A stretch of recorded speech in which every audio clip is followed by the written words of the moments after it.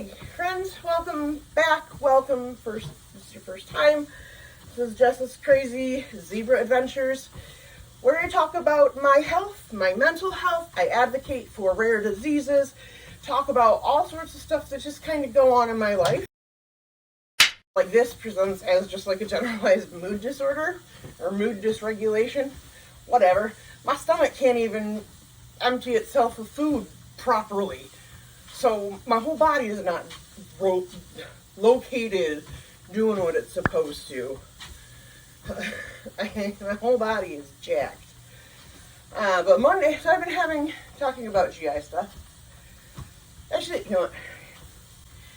Hey friends, welcome back. Welcome. This is your first time. This is Jess's Crazy Zebra Adventures, where I talk about my health, my mental health. I advocate for rare diseases, talk about all sorts of stuff that just kind of go on in my life. I went into medicine to help people, and unfortunately, due to a drunk driver hitting me head on in 2006, I can't work. I'm not able to work in medicine anymore. Haven't really been able to work, period. But that's another story. For a long time, I was angry. But by me sharing my story, I can help just one other person. It has made everything that I've been through worth it. That is the question I get asked the most. Why do you think all of this is happening to you? And I think it's because I can handle it. And if me sharing helps one person realize that they are not alone, helps them sort of figure something out for themselves so they can talk to their doctors, whatever, then it's worth it. Wasn't quite how I planned on helping people, but we're going with it. So this is a continuation of the last video. I didn't even stop the treadmill, so yeah. Gone barely, just over half a mile, and I'm at 24 minutes, so I'm not walking fast. I'm hurting today. So I was talking about how we did a med switch last Wednesday and how that's been. But the other thing was Wednesday afternoon, I had an appointment with a new gastroenterologist because I've been having trouble swallowing. And so several years ago, I was diagnosed with eosinophilic esophagitis. And that year they had to stretch my esophagus 3 times. It was essentially like a slow allergic reaction to some type of a food. And we kind of figured it was eggs, but it's weird because the eggs, I can eat eggs every day for 3 months and I have no problem. Then I don't eat for a week or 2, and then I have a cookie or something that's made with egg. And I'm sicker than ever. I'm sick. So, but I was having trouble swallowing. Didn't want to go back to the old GI because every time, the head GI was my original GI when I was 18. We'll talk about the history, the backstory of that, definitely in another video. So every time I go in, I get to see a new doctor, and then they'd want to do different tests. They'd come up with different results saying, oh, it's not that diagnosis, it's this one. And then the next one was like, oh, no, it's not that, it's this different one. So I told my doctor, I don't want to go back there anymore. I can't do this. I've been diagnosed with Crohn's, with celiac, with Barrett's esophagus, with the eosinophilic esophagitis.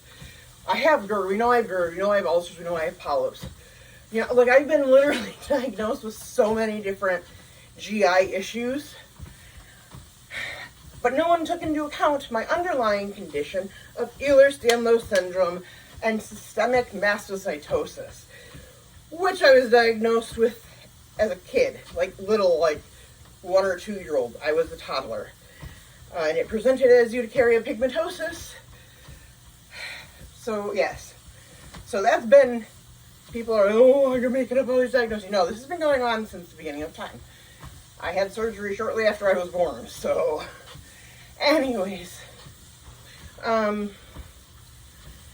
They were like, no, it has nothing to do with that. Because at one point I had a hiatal hernia, which would have been my second hernia. I had a hernia in my my left inguinal area, so right at my hip, my groin, when I was a toddler, and I thought I was born with it. Apparently, I gave myself a hernia by coughing.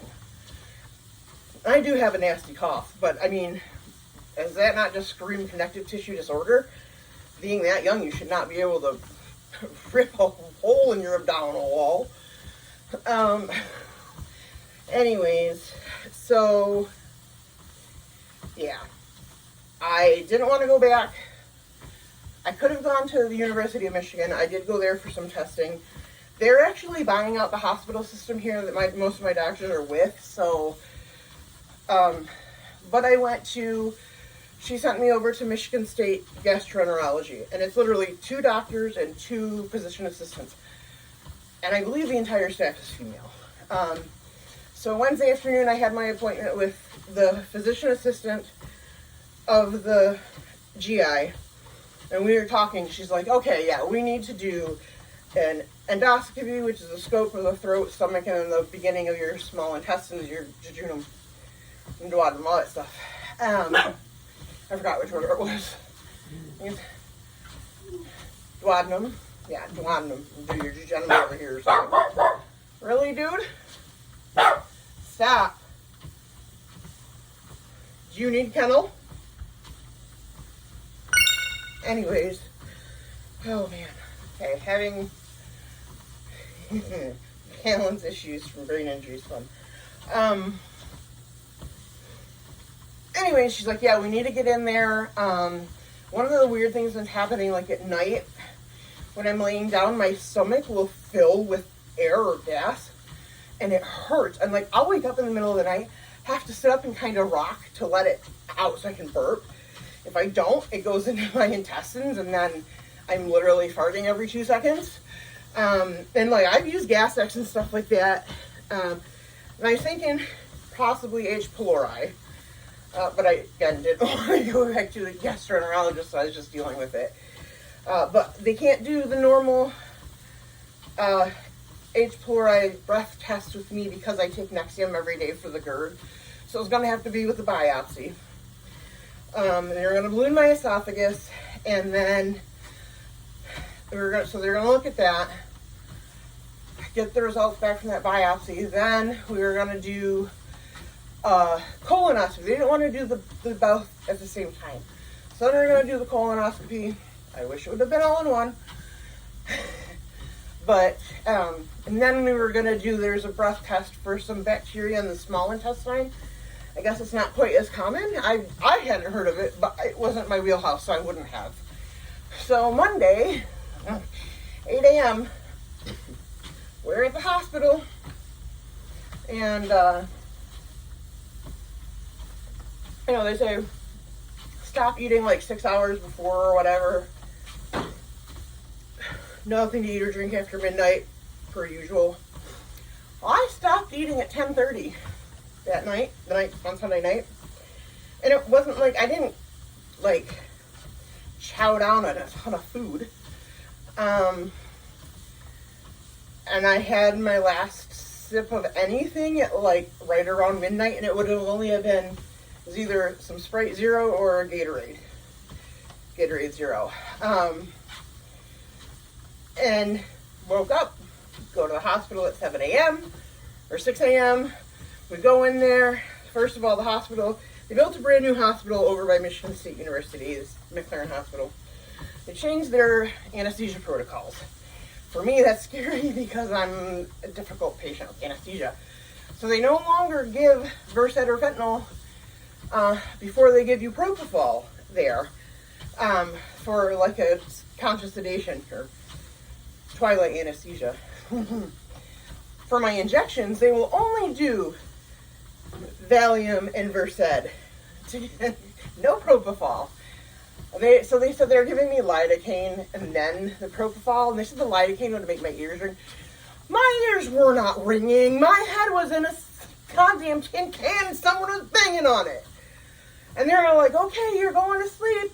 You're getting ready. And I'm like, I have the blocking in my mouth with the hole where they can put the tube in. I'm like moving my hands like I am not asleep. I was like, I'm not ready. I mean, I was starting to panic. And I'm going to say that to the doctor, because she had to stop. She couldn't do the scope. Didn't need to balloon my esophagus. It's not EOE. My esophagus is fine. She gets in there, and my stomach was filled with food from the night before. And I swear to God, that's happened. That's been happening over the years. And every time GI tells me, no, that's not what it is. Oh, you just have, you're all sorts of excuses. Like, oh, your guts are overactive. No, they're just gaseous. There's just a lot of air in them. I'm like, on my stomach, I would, like, get a migraine, not have anything that day, and I'd end up puking, and I was puking up lunch and dinner from the day before. Like, dinner than lunch from the day before. And they're all like, no, that doesn't happen. It's not possible. It is. It's called diaphoresis. I can't even remember the name now. This is the lyric that's making me like all over the place.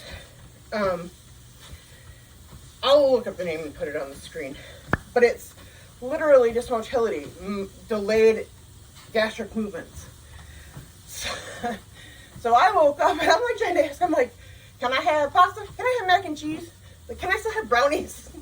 Well, I'm like, because they're talking about a low residue diet, and they start talking about shit. I'm like, wait, what can I eat? I can't eat fruit. I can't eat vegetables. I can have cooked peas if you peel them, okay? I can have canned fruit, which even in 100% natural juice has way more sugar than actual fruit does. I can't have vegetables. No broccoli, no corn, like literally, it is the weirdest shit. And I can't have chocolate. Low fiber. Why chocolate? They don't know, but it's on the list. Well, I've been eating my fucking chocolate brownies, because fuck you. I don't have an appointment to follow up because I have to do like this swallow test and all this. I mean, you guys, it's ridiculous. It's like trying to get myself better, and then I get put on a diet where like I literally can't eat just whole wheat bread. It has to be the white enriched bread or the enriched pasta. That's what I can have. Or I can have Cheerios, but Cheerios is a lot of fiber. If I eat 2 handfuls of Cheerios, I'm constipated for a week. So yeah, it's fiber. That makes no sense. I can have Corn Flakes, but I can't have Frosted Flakes because apparently Frosted Flakes have too much fiber. It's a corn flake with frosting on it. Like seriously, that's all it is. This list is so messed up. Like we're literally. I'll have to like put a screenshot up in this, and I'll show you guys kind of what they say I can and can't have.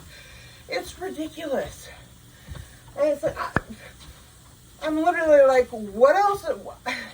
So what the hell am I supposed to eat? Because I can't eat a lot of stuff that, I have a hard time digesting meat, like, that part sucks. It's like, how are you going to put me on a more restrictive diet than what I'm already on? I mean, my diet is really restricted. I mean, there's times where I'm literally living on Glucerna. Sometimes I'll do an Ensure and a Glucerna, so I'm getting enough sugar and carbs. But they don't want me to go onto a liquid diet. But you're eliminating, like, foods that I can eat. Because, like, you can have, like, herbs and spices, stuff like, I could have bell peppers.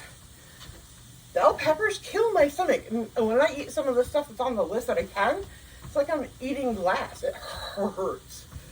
So it's like, what the fuck?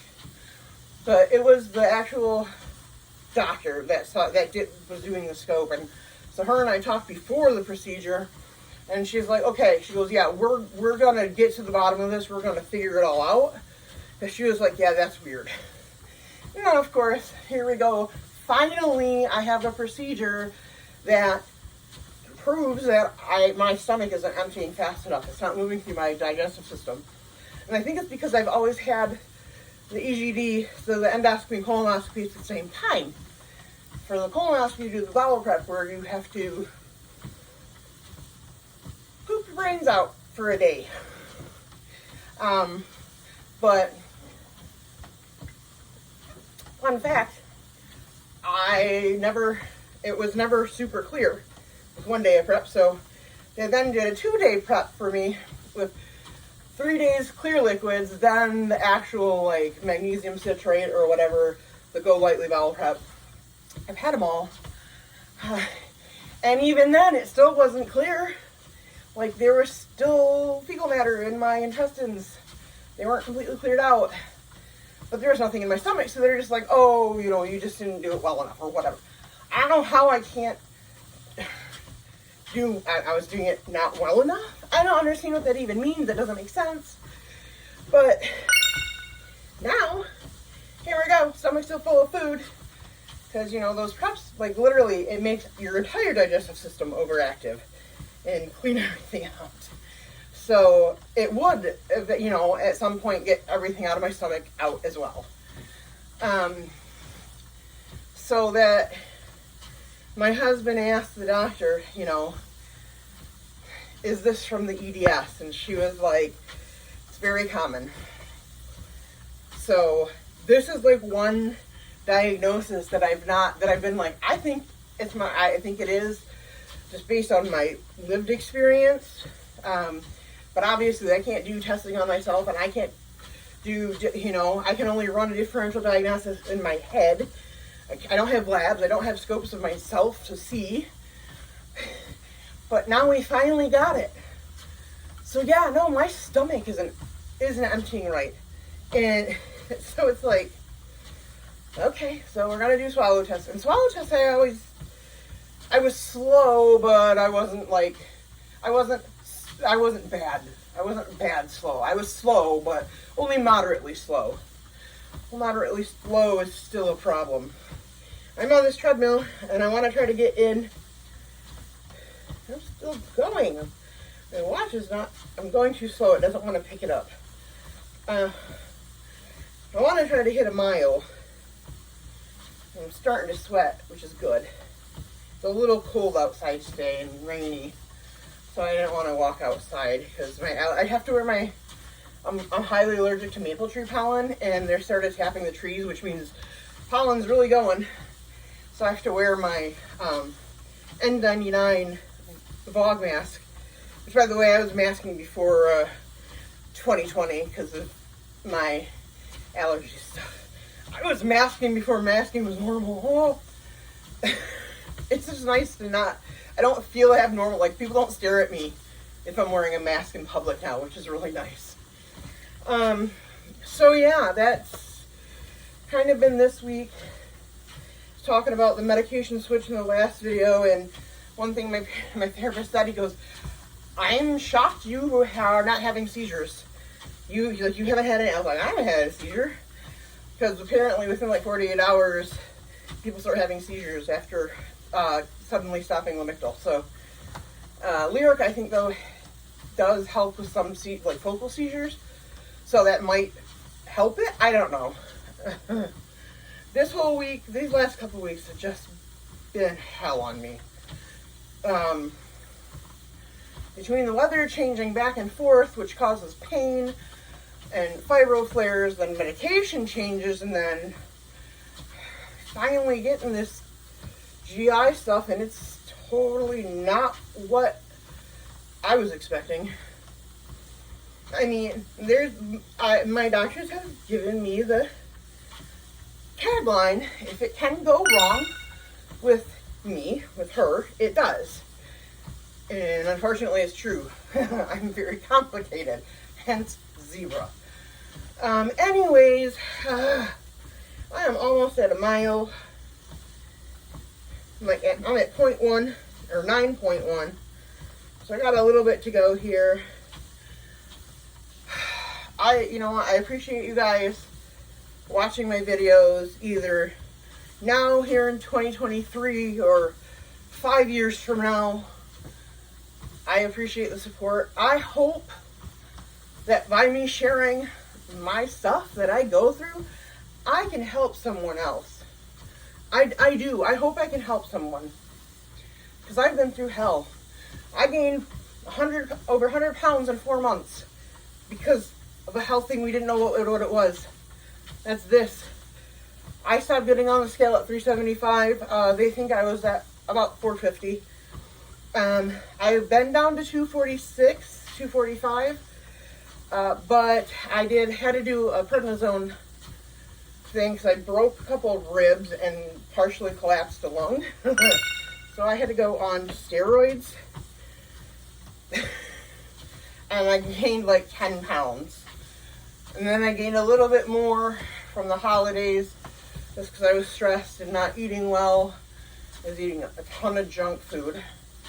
But I'm down to 253. I'm down to 253, so starting to go back down. I'm glad about that because I actually qualify for they call it the plus size makeover or the mommy belly thing because of this lower apron that will never go away, but I can actually get it covered by my insurance because how it hangs, and I get like rashes and stuff like that in there just for like heat rashes. But yeah, I mean, this is the kind of content you can expect. Stuff like this. Me sharing tips and tricks of how I cope every day. Maybe some beauty stuff, I don't know. Just the personal side of my life. That's all it is. I was going to say something else. I forgot what I was going to say. I really forgot what I was going to say. Huh. Oh, my ADHD stuff. I mean, I'll make content about all that. All aspects of my life. Oh, no, that's my speed is 1.2. Hold on. Ah, I'm at 9.6. Britt, stop. I'm almost there, you guys. I don't want to go any faster because I'm hurting in my left SI joints where I got the injections. But we're supposed to get like freezing rain and snow tonight. Like in the next 8 hours, I think. I have to look at the thing at the computer again.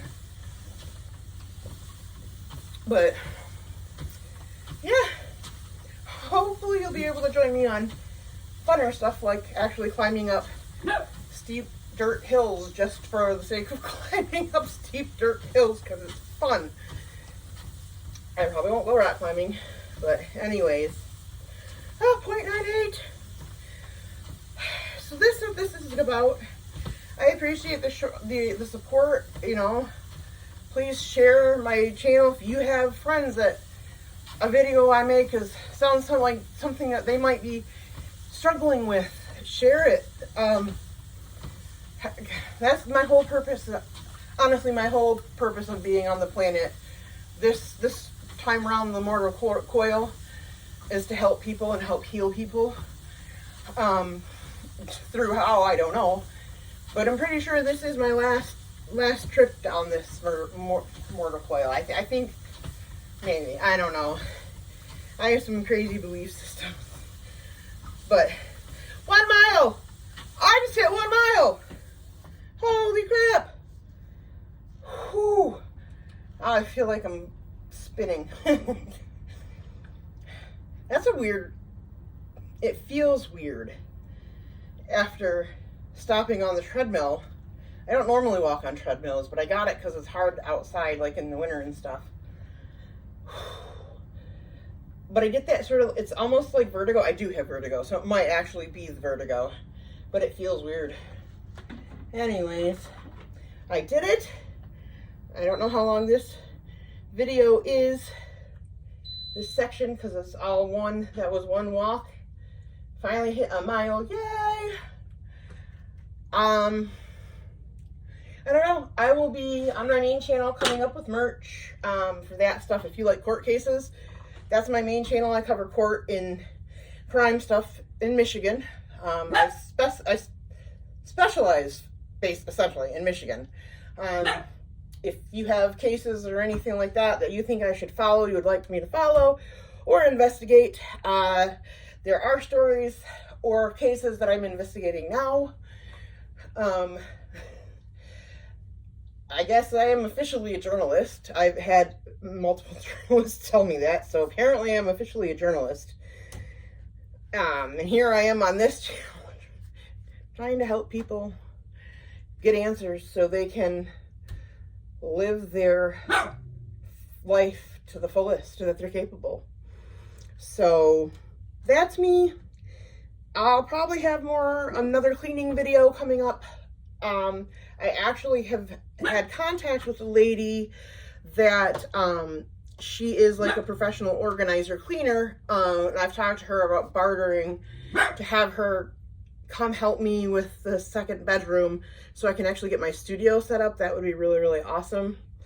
Because I have a desk that could be more productive, because, you know, I'm working on that.